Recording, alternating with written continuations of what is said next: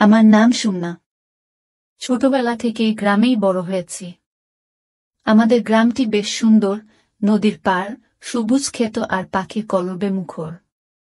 আমাদের গ্রামের একটা ছোট্ট স্কুল ছিল, সেখানেই আমি পড়তাম।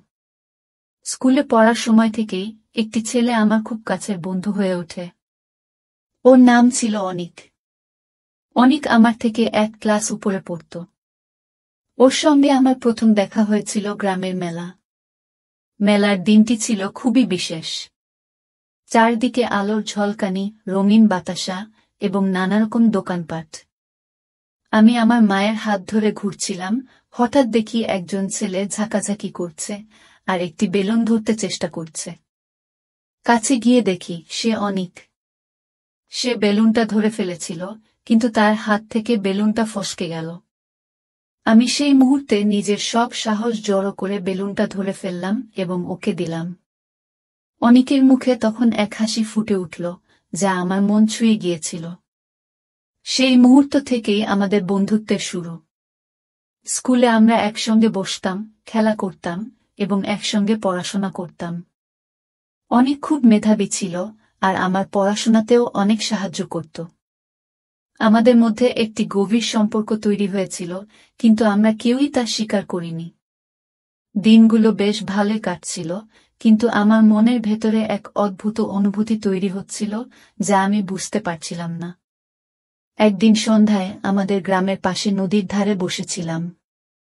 সেদিন আকাশটা ছিল খুব সুন্দর, লাল সূর্যাস্ত আর হালকা বাতাস। আমি আর অনেক কথা বলছিলাম। হঠাৎ করেই অনিক আমার দিকে তাকিয়ে বলল, সুমনা, জানো, তোমার চোখে আমি আমার জীবনের সব স্বপ্ন দেখতে পাই। এই কথা শুনে আমি একটু হতবাক হয়ে গেলাম, কিন্তু কিছু বলার সাহস পেলাম না। আমরা দুজনেই নীরব হয়ে বসেছিলাম। হঠাৎ করেই অনিক আমার হাত ধরে টেনে আমাকে তার বুকে জড়িয়ে ধরল। সেই মুহূর্তে আমার হৃদস্পন্দন বেড়ে গেল, মনে হলো পৃথিবী থেমে গেছে। আমি অনুভব করলাম, এটাই সেই মুহূর্ত যেটা আমি অনেকদিন ধরে খুঁজছিলাম। অনিকের স্পর্শে আমার সমস্ত দুশ্চিন্তা মুছে গেল। আমরা দুজনে একে অপরকে শক্ত করে জড়িয়ে ধরলাম, যেন আমাদের এই মুহূর্তটি আর কখনো শেষ না হয়।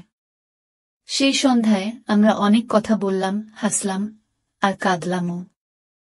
আমি অনিককে বললাম, আমি তোমাকে ভালোবাসি। অনিক তখন আমার কপালে একটি মিষ্টি চুমু দিল, যা আমার হৃদয়ে গভীরভাবে স্পর্শ করল। তারপরে আমরা একসঙ্গে নদীর ধারে অনেকক্ষণ হাঁটলাম। প্রতিটি মুহূর্তে মনে হচ্ছিল আমি যেন স্বপ্ন দেখছি। সেই দিন থেকেই আমাদের সম্পর্ক আরও গভীর হল। আমরা একে অপরের কাছে প্রতিজ্ঞা করেছিলাম যে আমরা সারা জীবন একসঙ্গে থাকব। আমাদের ভালোবাসার গল্পটি গ্রামের সবাই জানত, সবাই আমাদের আশীর্বাদ করেছিল। আজও আমি সেই দিনগুলোর কথা মনে করে আবেগাপ্লুত হয়ে যাই। অনিক আর আমি এখন একসঙ্গে আছি, জীবনের সব ওঠাপড়া একসঙ্গে কাটাচ্ছি। আমাদের ভালোবাসার গল্পটা আজও আমার হৃদয়ের গভীরে বেঁচে আছে, যা আমাকে প্রতিদিন নতুন করে বাঁচতে সাহায্য করে।